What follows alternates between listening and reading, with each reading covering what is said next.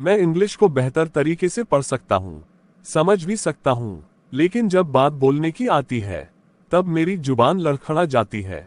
क्या इसे सुधारने का कोई उपाय है आपके पास? अरे, अभी इसमें क्या बताया था?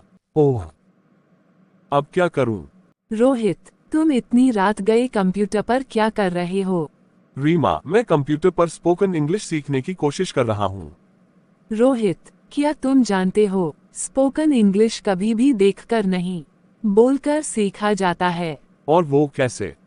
वो ऐसे मेरे प्यारे हस्बैंड कि बचपन से हिंदी बोलने वाले लोग अपने मन में तो इंग्लिश के सेंटेंस फ्रेम कर लेते हैं, लेकिन जब वही सेंटेंस बोलना चाहते हैं तो जीभ लड़खड़ा जाती है।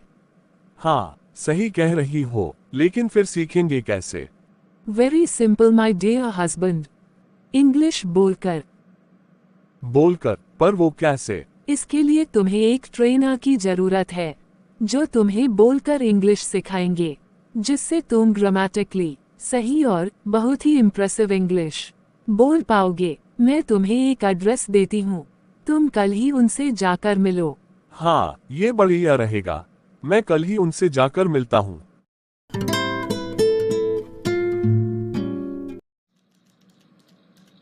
Excuse me. Yes, please.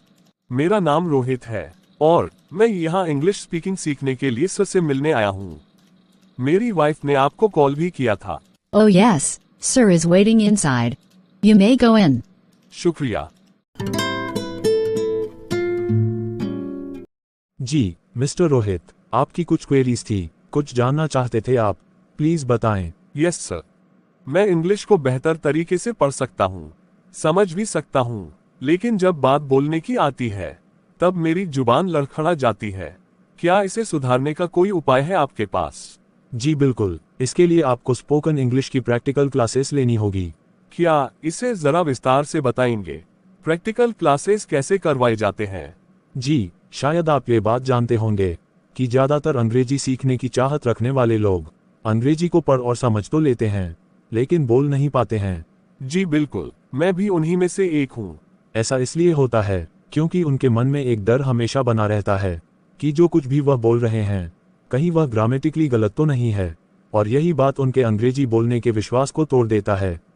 Practical classes में हमारा प्रयास यही होता है कि उनके अंदर से बोलने की हिचक हटाई जा सके, और इसके लिए एक ट्रेनर हिंदी के वाक्य के साथ साथ उसका अंग्रेजी अनुवाद भी करते हैं।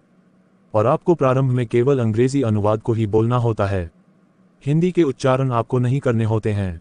ऐसा करने से सीखने वाले के अंदर अंग्रेजी को गलत या सही बोलने के जो हिचक हैं उनसे छुटकारा मिल जाता है, और इसी प्रक्रिया में कुछ समय बाद ट्रेनर केवल हिंदी के वाक्य को ही बोलते हैं, जबकि सीखने वाले को अंग्रेजी के ट्रांसलेशन लगातार बोलने होते हैं, जिसे वह बखूबी बोलते चले जाते हैं। पर क्या आपको नहीं लगता कि यह अंग्रेजी को याद करने जैसी बात हो गई?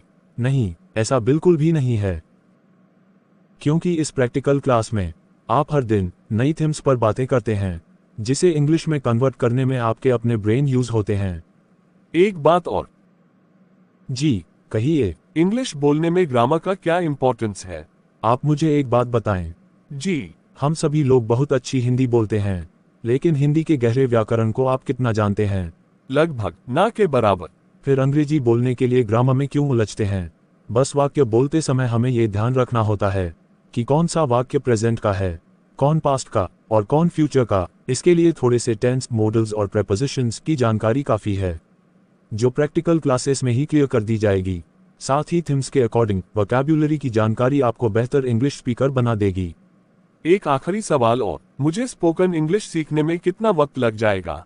देखिए, बोलना तो आप पहले दिन से ही सीख जाते हैं, लेकिन जितना ज़्यादा आप प्रैक्टिकल क्लासेस को अटेंड करेंगे उतना ही बेहतर स्पीकर बनते चले जाएंगे। मैं तो आज से ही आपकी स्पोकन इंग्लिश की प्रैक्टिकल क्लासेस ज्वाइन कर रहा हूँ।